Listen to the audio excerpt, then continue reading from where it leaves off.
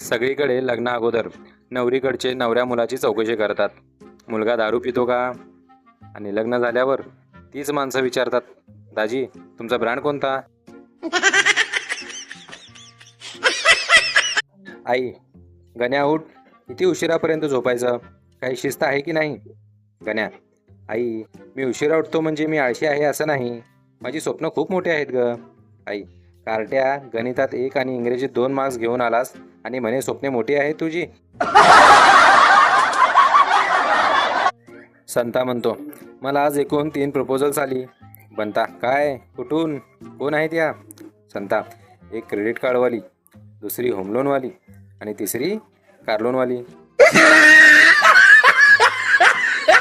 एक बेवडा गच्चीतून खाली पडला.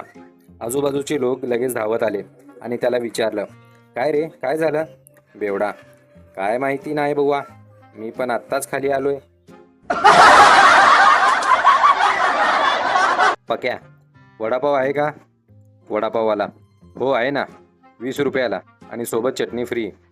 पक्या, मग एक काम करा, फक्त चटणीच द्या, घरी आईने भाजी केली आहे त्याबरोबर खाईन.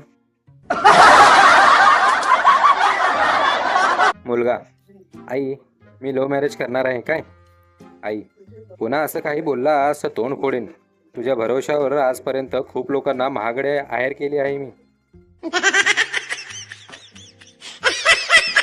मन्या, मी घरच्यांसोबत बसून कधी सिनेमा बघत नाही. सम्या, का रे? मन्या, अरे सिनेमामध्ये एखादा रोमॅन्टिक सीन लागला की सगळे माझ्याकडेच बघतात, जसं की मीच त्याचा डायरेक्टर आहे. पोरींचं हृदय काचेसारखं असतं, जरासा धक्का जरी लागला तरी कचकन तुटतं.